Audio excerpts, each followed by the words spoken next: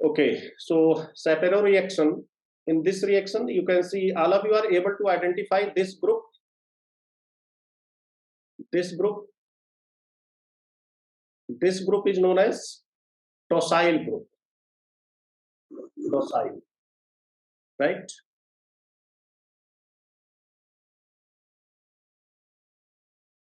तो टोसाइल ग्रुप। और अगर आपको याद हो तो कार्बोनाइल कंपाउंड्स के रिएक्शन में आपने पढ़ा होगा ये रिएक्शन NH2 हाइड्रोजीन, राइट। इसका रिएक्शन क्या बनता है प्रोडक्ट इसमें? -H2O C double bond N NH2, right, hydrogen. तो अगर हम लोग एराइल सल्फोनिल हाइड्रोजन, इसको हम लोग एराइल, इस ग्रुप को aryl sulphonyl hydrogen of aldehyde और कीटोन, इनमें से कोई भी ले लें, और इसको RLI क्या है, एसिड है या बेस है? This is very strong base, very strong base, right. ये क्या देगा? ये देगा R minus and Li plus. तो इसकी प्रेजेंस में हम लोगों को क्या मिल रहा है प्रोडक्ट? एल्कीन। तो अगर कोई भी एलाइल और फिनाइल सल्फोनिल हाइड्रोजन, ये strong base like lithium, alkyl और ब्यूटाइल लिथियम और इवन LDA भी हम लोग ले सकते हैं इसकी जगह पे। सो एराइल सल्फोनिल हाइड्रोजन्स ये कैसे प्रिपेयर किए जाएंगे? अगर आप क्या कर ले लो, कोई भी कार्बोनाइल कंपाउंड ले लो, एल्डिहाइड या कीटोन, और इसको रिएक्ट कराइए आप NH2 NH S double bond O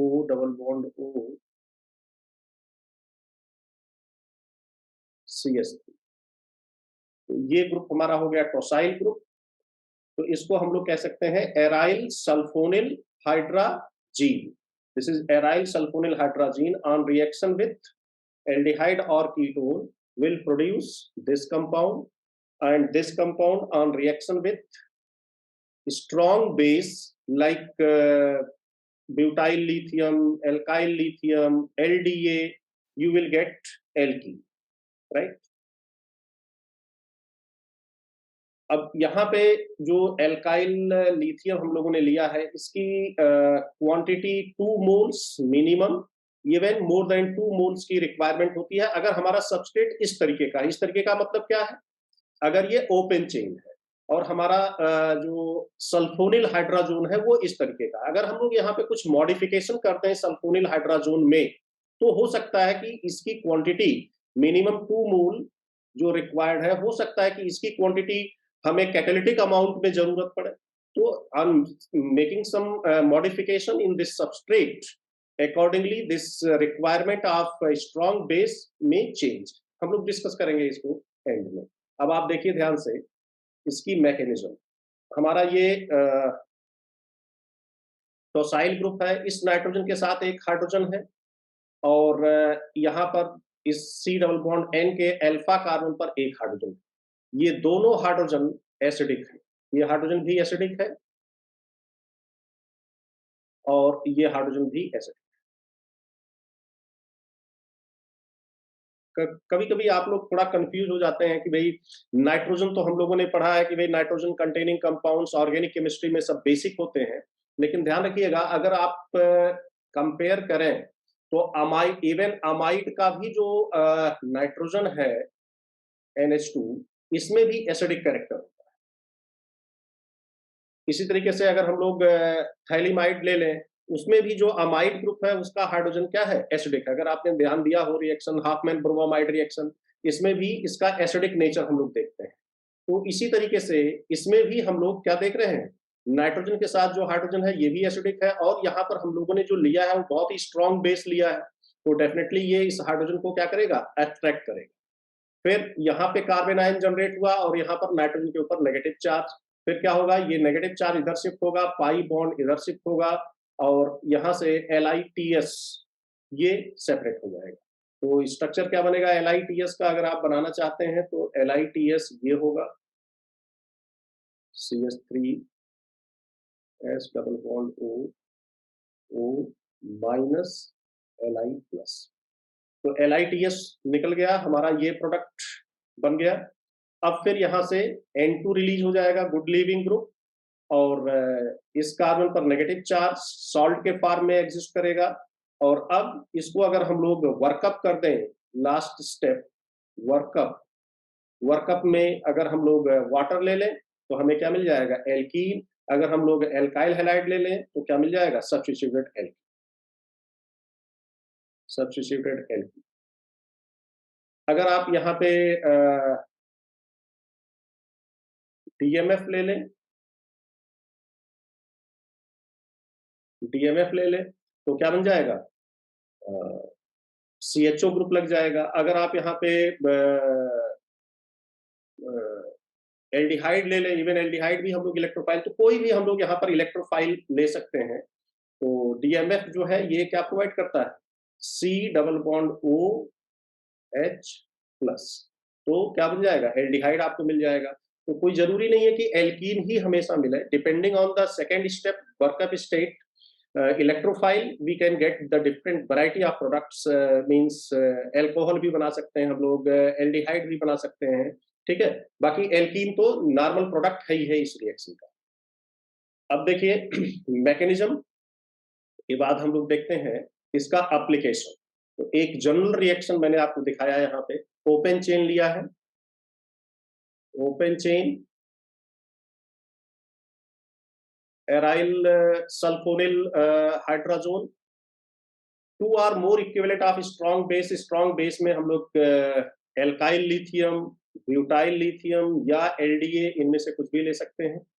और सेकेंड स्टेप में इलेक्ट्रोफाइल हम लोग H+, अब H+ का सोर्स क्या हो सकता है, HCl भी हो सकता है, H2O भी हो सकता है, D+ ले सकते हैं, X+ ले सकते हैं, R+ ले सकते हैं, CHO के लिए जैसे मैंने बताया आप लोगों को DMF आप ले सकते हैं, राइट, DMF, RCHO ले सकते हैं। तो ये सब के सब सोर्स हम लोग दूसरे स्टेप में इलेक्ट्रोफाइल, अगर हमने H लिया है या वाटर लिया है, H+ लिया है यानी वाटर लिया है या एसिड लिया है तो हमें एल्कीन मिलेगा। अदरवाइज आप यहाँ पे E की जगह पे ऐड करके डिफरेंट प्रोडक्ट्स बना सकते हैं। तो ये इसका एप्लीकेशन है, सिंपल, बहुत ही सिंपल रिएक्शन है। और इनफैक्ट इसमें जो एल्कीन फॉर्म होगी जब आप हाइड्रोजन लेंगे या H2O लेंगे दूसरे स्टेप में, तो जो एल्कीन फॉर्म होगी वो हाफमैन एल्कीन होगी, यानी लेस सब्स्टिट्यूटेड एल्कीन। तो इस रिएक्शन में अगर आपका प्रोडक्ट कभी भी एल्कीन बनता है तो वो क्या होगा, हमेशा हाफमैन प्रोडक्ट होगा, सेटजेफ प्रोडक्ट नहीं मिलेगा आपको इसमें, ठीक है। तो अब देखिए हम लोगों ने एन ब्यूटाइल लिथियम लिया, टू इक्विवेलेंट फर्स्ट स्टेप में, मैकेनिज्म वही है, ये हाइड्रोजन जाएगा और यहां से हाइड्रोजन जा सकता है और यहां से हाइड्रोजन, क्योंकि ये सिमेट्रिकल है, दोनों ये कार्बन इक्विवेलेंट है तो कोई प्रॉब्लम नहीं, ठीक है, कहीं से भी आप लेंगे आपको एक ही प्रोडक्ट मिलेगा। और ये देखना है आपको यहाँ पे कि ये C डबल बॉन्ड N ये पूरी तरीके से यहाँ पे एलिमिनेट हो रहा है, यानी ये दोनों बॉन्ड अगर हम इन दोनों रिएक्शंस में कंपेयर करें, इन दोनों रिएक्टेंट एंड प्रोडक्ट में कंपेयर करें, तो यहाँ से हाइड्रोजन रिलीज हो रहा है, देखें अगर ध्यान से ये, ठीक है। तो कौन कौन से बॉन्ड ब्रेक हो रहे हैं, जो रेड कलर से मैं दिखा रहा हूँ ये बॉन्ड्स इसमें क्लीव होंगे, ठीक है। यहाँ से भी हो सकता है आपको सेम प्रोडक्ट मिलेगा। तो ये तीन जो रेड कलर से बॉन्ड्स मैंने दिखाए हैं यहाँ पे, ये क्लीव होंगे यहाँ पे, और यहाँ पे जो मैं ये दो बॉन्ड्स, तो ग्रीन कलर के बॉन्ड्स जो है ये फॉर्म्ड है और ये तीन बॉन्ड यहाँ से क्या हो रहे हैं, क्लीव हो रहे हैं। तो दूसरे स्टेप में H2O लिया है तो H2O का सोर्स, H2O कौन सा इलेक्ट्रोफाइल देगा, H+ देगा, ये H+ उसी कार्बन से जुड़ेगा जहां से ये क्या हो रहा है, लीव कर रहा है नाइट्रोजन, ठीक है, और किसी कार्बन पर ये रीअरेंज होकर के नहीं जुड़ेगा। तो अगर आप इतना ध्यान रखते हैं तो आसानी से प्रोडक्ट बना सकते हैं।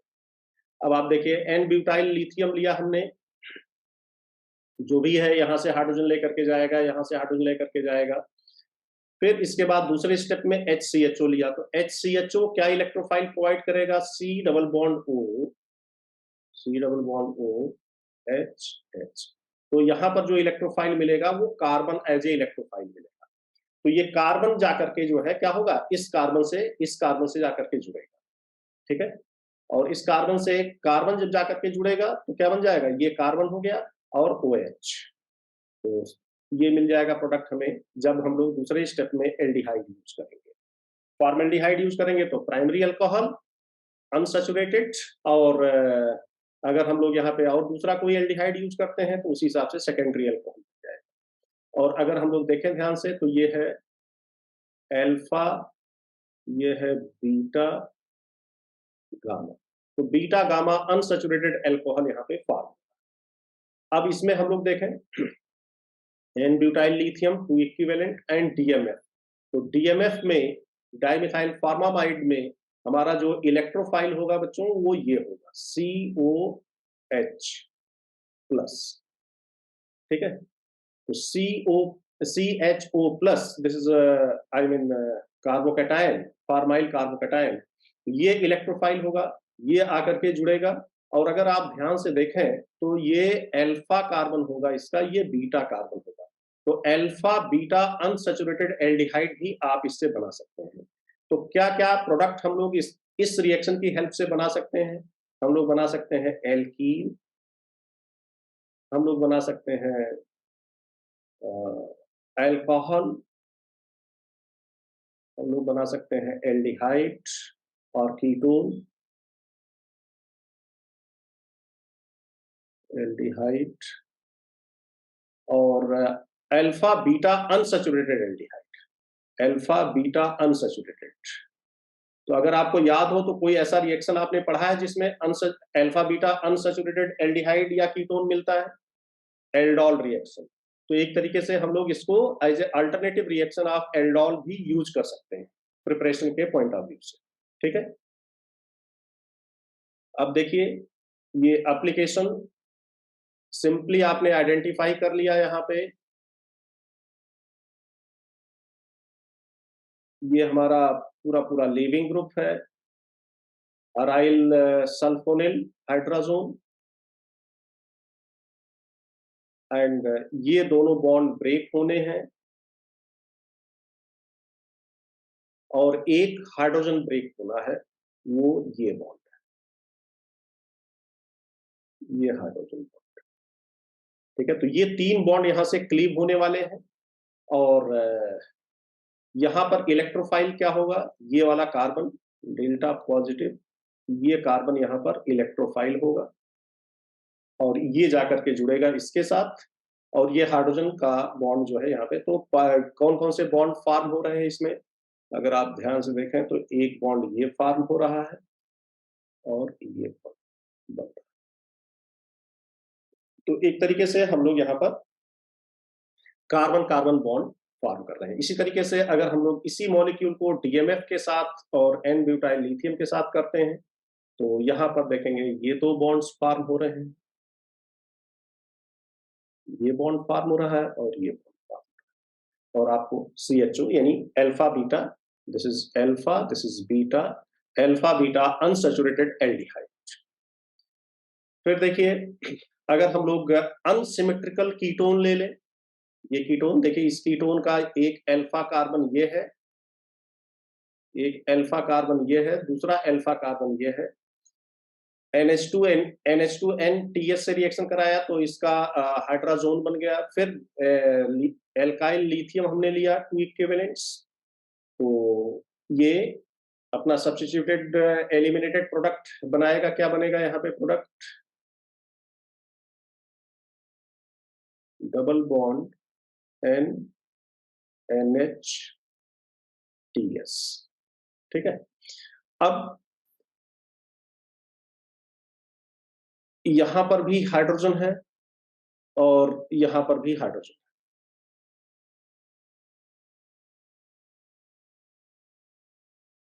दो हाइड्रोजन हम लोग के पास। तो अगर आप देखो एक्सपेरिमेंटल रिजल्ट तो हमें कितना मिल रहा है, 98% डाई सब्स्टिट्यूटेड प्रोडक्ट मिल रहा है। और सिर्फ 2% ट्राई सब्स्टिट्यूटेड प्रोडक्ट मिल रहा है, यानी ये सेटजेफ एल्कीन और ये हाफमैन एल्कीन। तो यानी ये जो रिएक्शन है सैपिरो रिएक्शन, ये रीजियो सेलेक्टिव है। Regioselective means more than one product possible है, जिसमें से एक ही प्रोडक्ट क्या होगा, वो फॉर्म होगा।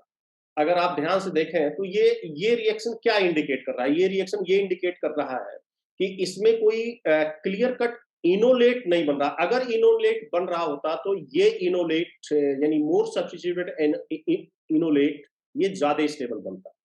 ठीक है, इसमें इनोलेट का फॉर्मेशन नहीं हो रहा है, ये एक तरीके से ट्रांजिशन स्टेट के थ्रू ये हाइड्रोजन ट्रांसफर होता है। ऐसा नहीं है कि यहाँ पे पहले इनोलेट फॉर्म हो जाएगा, फिर इनोलेट फॉर्म होने के बाद ये रिएक्शन होगा। तो ये क्लियर है इस रिएक्शन में कि there is no enolate formation. So if there is possibility of formation of two types of alkene, you will always get Hofmann alkene as a major product, right? This is Hofmann alkene, right? And this is set. Similar example एक लिया हमने यहाँ पे। अब H H और यहाँ पर H H H, तो यहां से अगर हाइड्रोजन रिलीज होता है, ये हाइड्रोजन अगर निकलता है तो हमारा सेटजेफ एल्कीन बनेगी। ये हाइड्रोजन अगर निकलता है तो हाफमैन एल्कीन बनेगी। तो आप देख रहे हैं this is the major product and in fact this is the only product, only product, almost 100%. So almost 100% this product is formed in this reaction, right? Sir एक बार ही मैकेनिज्म बता दीजिए इसका। मैकेनिज्म हम लोगों ने ये डिस्कस किया है। इस पर्टिकुलर रिएक्शन का बताऊं, इस रिएक्शन का बताऊं? जी सर। इस रिएक्शन, जी सर। अच्छा, तो इसके लिए फिर हमें अलग से देखना होगा। क्या था हम लोगों का, PH CH2 C double bond N NH TS and CH3। ठीक है, अब जो भी हम लोगों ने बेस क्या यूज किया है यहाँ पे,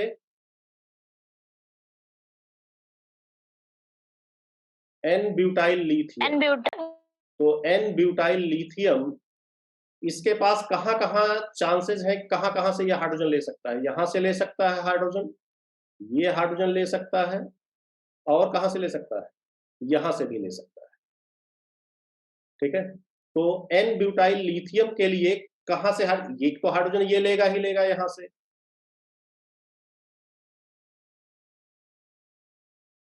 लिथियम यहाँ पे नेगेटिव चार्ज है, ये इस हाइड्रोजन को लेगा। ठीक है, अब यहाँ पे और यहाँ पे इन दोनों जगहों पे कहां से लेना आसान है इसके लिए, यहाँ पे स्टीयरिक इफेक्ट लगेगा, तो आसानी से यहां से हाइड्रोजन नहीं ले सकता, तो कहां से हाइड्रोजन लेगा, यहां से लेगा हाइड्रोजन। जैसा जो मैकेनिज्म मैंने आपको दिखाया था शुरू में, आप देखिए, एक ब्यूटाइल लिथियम यहां से ले रहा है हाइड्रोजन और एक ब्यूटाइल लिथियम यहां से ले रहा है। ठीक है, आ रही बात समझ में? तो जी सर। हाँ, तो यहां से हाइड्रोजन क्यों नहीं ले पा रहा है ये, क्योंकि ड्यू टू बल्कि साइज है हमारे पास इसका, 4 कार्बन, 1 2 3 4 एंड लिथियम यहाँ पर नेगेटिव। ठीक है, तो ये यहां से हाइड्रोजन लेगा और यहां से हाइड्रोजन लेगा, तो क्या बनेगा यहां के बाद, PH CH2 C double bond N negative TS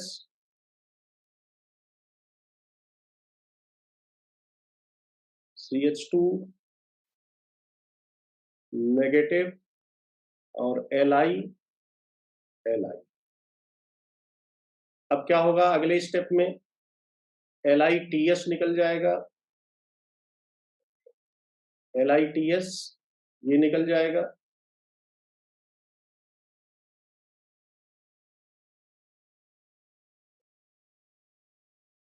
और ये बॉन्ड क्या होगा,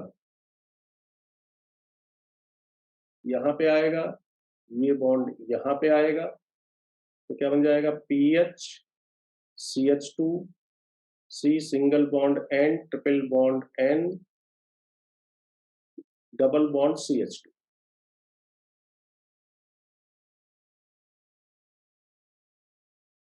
यहां तक क्लियर हो गई बात? Yes sir. अब क्या हमने लिया है, H2O लिया है, जी सर। तो H2O लिया है, तो क्या हो जाएगा, ये बॉन्ड इधर की तरफ शिफ्ट होगा, H2O का H प्लस इस कार्बन पे चला जाएगा, तो क्या बन जाएगा, PH CH2 CH double bond CH, ये प्रोडक्ट मेजर प्रोडक्ट है। ठीक है, ओके, थैंक यू सर।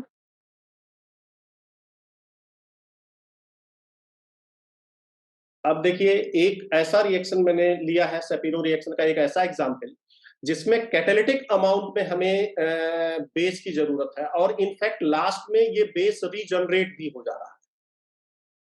ठीक है, तो ये ऐसा एग्जाम्पल है जिसमें हम लोग बेस को कैटालिटिक, इससे पहले जितने भी एग्जाम्पल हम लोगों ने लिए हैं सब में जो है 2 मोल्स, इवन कभी कभी हम लोगों को 3 मोल्स भी कंज्यूम हो जाते हैं इसमें।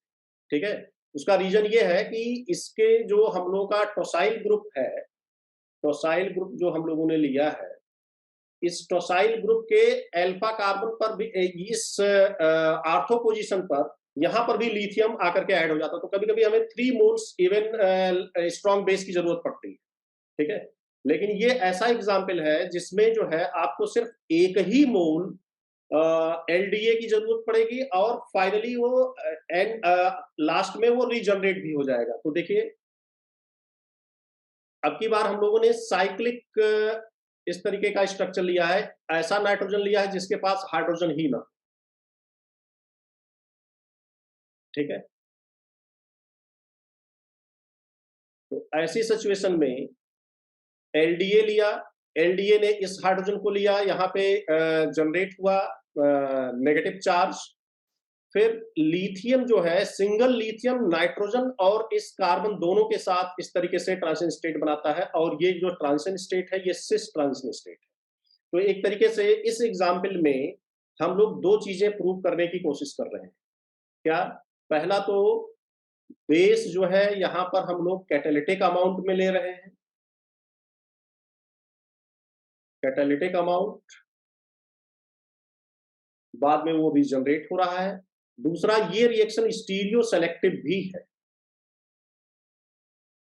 स्टीरियो सेलेक्टिविटी भी हम यहां से प्रूव कर रहे हैं। अब क्या होगा, जब लिथियम इस कार्बन नेगेटिव के साथ, इस कार्बन नेगेटिव और इस नाइट्रोजन दोनों के साथ ट्रांजिशन स्टेट बनाएगा, तो ये सिस में ही पॉसिबल है, ट्रांस पॉसिबल ही नहीं है। तो ये ट्रांजिशन स्टेट जो बन रहा है वो सिस है, ये बॉन्ड यहाँ पे आएगा, ये बॉन्ड यहाँ पे मूव करेगा, और इस तरीके से लिथियम इस कार्बन के साथ जाकर के जुड़ जाएगा, यहाँ पे ये बॉन्ड, ये नाइट्रोजन कार्बन बॉन्ड भी क्लीव होगा इसी के साथ, और फिर यहाँ पर PH CH CH2 PH CH यहाँ से ये ग्रुप रिलीज हो जाएगा, और नाइट्रोजन। ठीक है, और फिर यहाँ पर लिथियम आकर के कार्बन आयन पे लिथियम आकर के जुड़ जाएगा, और फिर क्या होगा कि जो हमारा LDA, ठीक है, LDA ने हाइड्रोजन जो लिया था, जो अमाइड बना था, ये अमाइड इस लिथियम के साथ फिर से रिएक्ट करके क्या बना देगा, LDA जनरेट कर।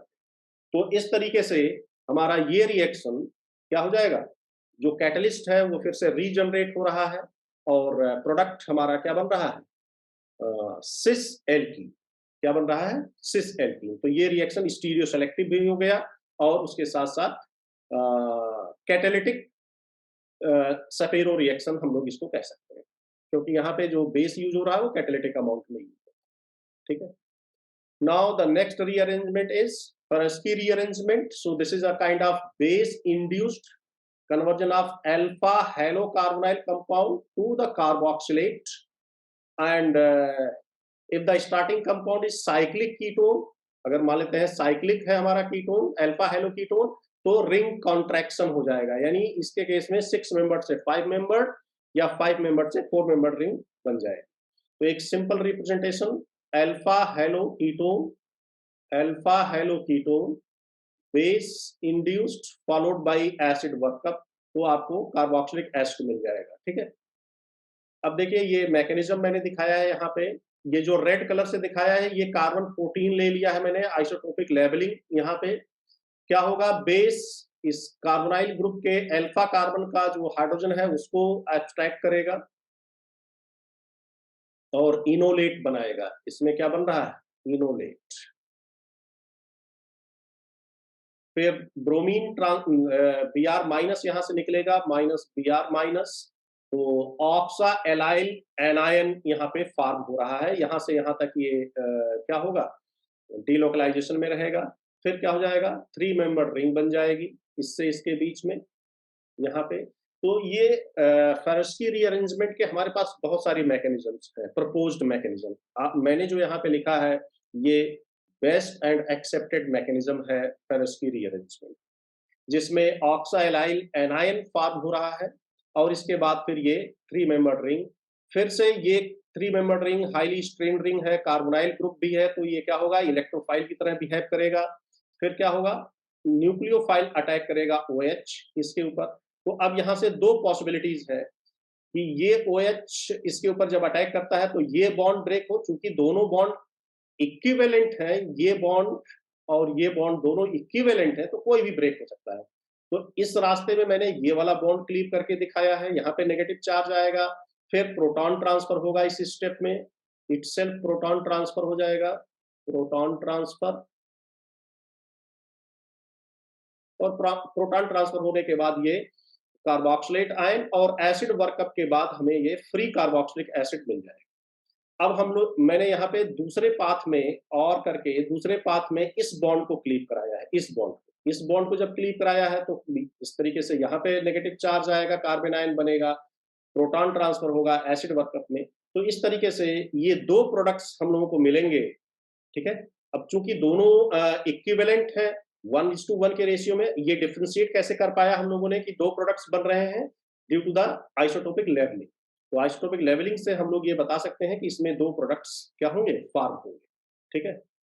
और अगर मान लेते हैं कि यहाँ पे नॉन इक्विवेलेंट बॉन्ड्स हैं ये, तो हमेशा वो बॉन्ड क्लीव होगा जहां से कार्बन आयन ज्यादा स्टेबल बन रहा, ठीक है।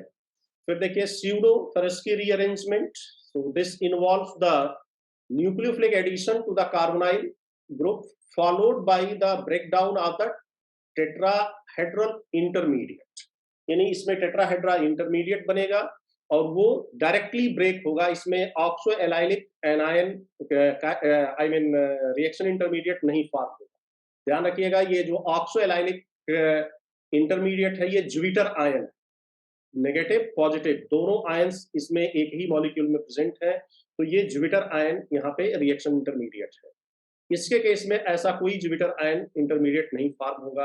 आप देखिए ध्यान से, न्यूक्लियोफाइल ने अटैक किया, हम लोग के पास 5 मिनट का और टाइम है।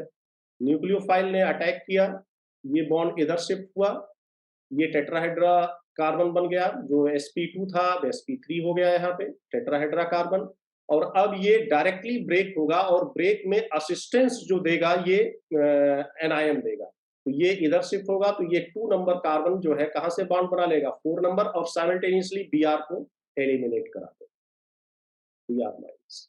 तो ऐसे रिएक्शन को हम लोग स्यूडो फेरेस्की रीअरेंजमेंट कह सकते हैं, क्योंकि फेरेस्की रीअरेंजमेंट में ये जो इंटरमीडिएट है इसका बनना मस्ट है। तो सारे एविडेंसेस, चाहे हम लोग हैमेट पैरामीटर ले लें या और आइसोटोपिक लेवलिंग, सारी चीजें ये सपोर्ट कर रही हैं, सारे एविडेंसेस ये सपोर्ट कर रहे हैं कि इसमें ऑक्सोएलाइलिक आयन का जो है प्रेजेंस इसमें रिपोर्टेड है। ठीक है, तो अगर ये नहीं बन रहा है तो हम लोग ऐसे रिएक्शन को इसमें रख सकते हैं, स्यूडो फ्रेस्की रीअरेंजमेंट में रख सकते हैं। और इस केस में देखिए, in this case R group migrates to the electron poor carbon centre assisted by alkoxide. ये आयन इस माइग्रेशन को क्या कर रहा है, माइग्रेशन में हेल्प कर रहा है। ठीक है, तो ये हो गया हम लोगों का फ्रेस्की रीअरेंजमेंट। अब इसके बाद हम लोग देखेंगे rearrangement two electron deficient nitrogen. ये पूरा का पूरा एक ग्रुप है, हालांकि मैं ये दे चुका हूं आप लोगों को। तो रीअरेंजमेंट रिएक्शन, हॉफमैन रीअरेंजमेंट। तो अगर हम लोग इसका मैकेनिज्म देखें हॉफमैन रीअरेंजमेंट का, तो इसके मैकेनिज्म में RCONH2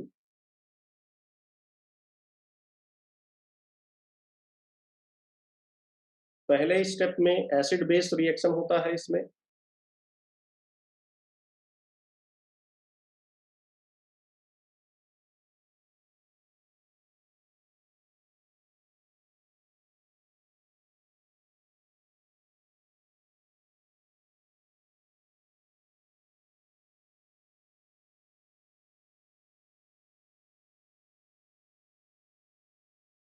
हम लोग क्लास में इसी से आगे कंटिन्यू करेंगे।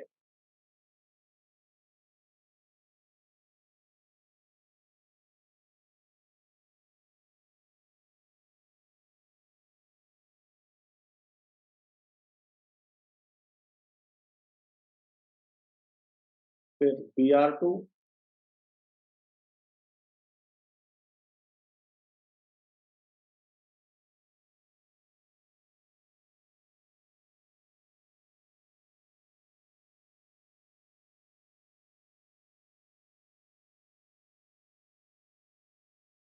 राइट, ये फॉर्म होगा।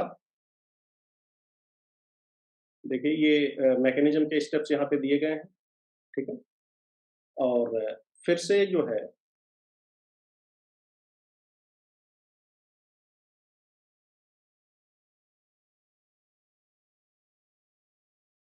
एसिड बेस, फिर से ये रिएक्शन होगा।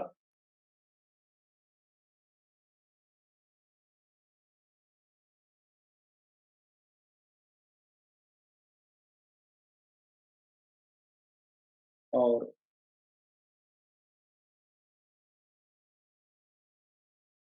Br माइनस यहाँ से एलिमिनेट कर,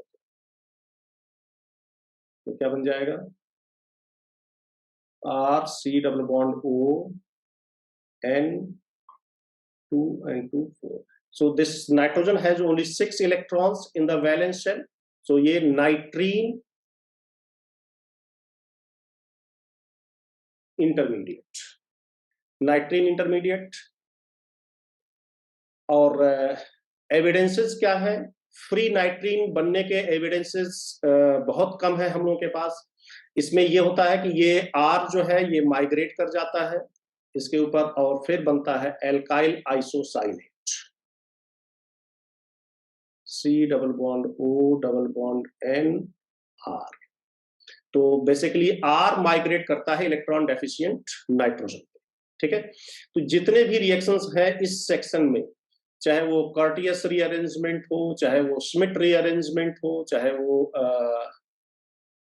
लॉसन रीअरेंजमेंट हो, और चाहे वो Beckmann rearrangement, but Lossen up to Lossen rearrangement सबकी मैकेनिज्म में एल्काइल आइसोसाइनेट बनता है। सबके केस में ये एक कॉमन जो है, सबस्ट्रेट अलग अलग होगा लेकिन ये जो इंटरमीडिएट है फाइनल, ये